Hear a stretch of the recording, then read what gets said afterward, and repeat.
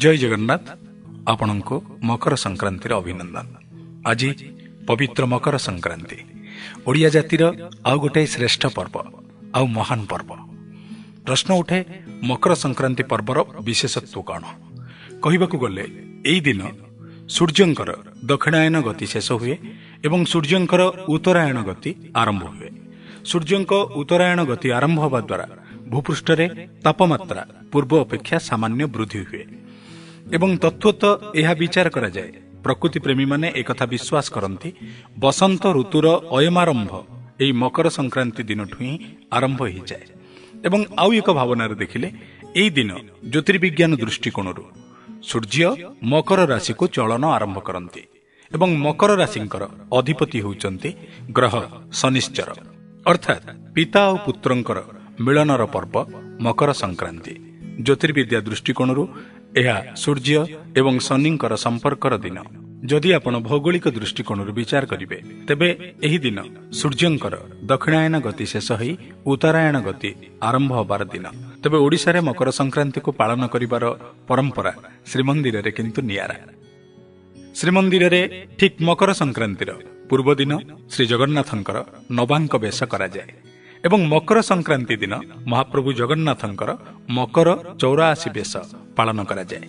सबुठु मजा कथा होउछि एई दिन ग्रह एवं नक्षत्र मानकर स्थिति बदलुथिबारु भगवान श्री जगन्नाथंक पाखरे खुरी नाहक भगवानकर ग्रह स्थिति आगामी समय आदि पाठ करंती एवं एई दिन मध्य श्री जगन्नाथंक निकटरे उत्तरायण वंदापना करा जाए भगवान सूर्यंकर पूजन पूर्वक।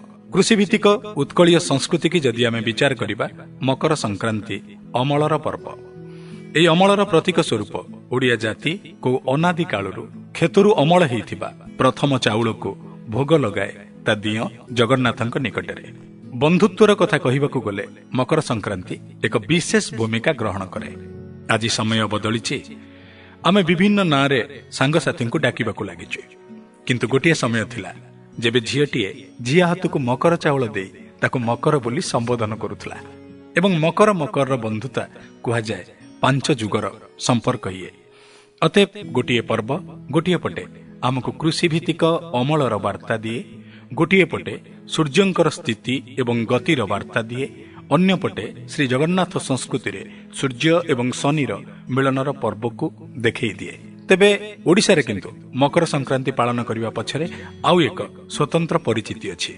से परिचिति कथा कहिला बेलु आपणा छाए मन पड़ी जानती संगीतर प्रवाद पुरुष अक्षय महांती जारे उड़ी हेमरो गुड़ी। अर्थात ओडिशा रे मकर संक्रांति बेलुकु पवन आहुरी बेगमय हुए, फलरे गुड़ी उड़ा पर्व आरंभ हो जाए तमाम ओडिशा रे। गाँर गहिर देख अबा सहर राजपथ कि कौ छात सबुठी गुड़ी नटेई मांजा, कोउटी कलिकती नटेई तो पुणी आउ कोउटी मांजा दिया सूता। पिलाठू वयस्क जाए सभी माती जानती ए मकर संक्रांति पर्व रे। तबे आमे ओडिया माने आमर नववर्ष महाविषुव संक्रांति बा पणा संक्रांति को मानुथिबा बेले पड़ोशी सीमांध्र एवं तेलंगानार जनसाधारण एहाको सेमानंकर नववर्ष भाबरे पालन करंती। बेलुक बेल बदलुची समय, किंतु मकर संक्रांतिर रूपरेख, मकर संक्रांतिर बंधुतार बंधन, मकर संक्रांति पछरे थिबा आध्यात्मिक वार्ता, मकर संक्रांति पछरे थिबा भौगोलिक कारण एवं ज्योतिर्विदीय कारण आम समस्तंको किछि नुआ वार्ता दिए।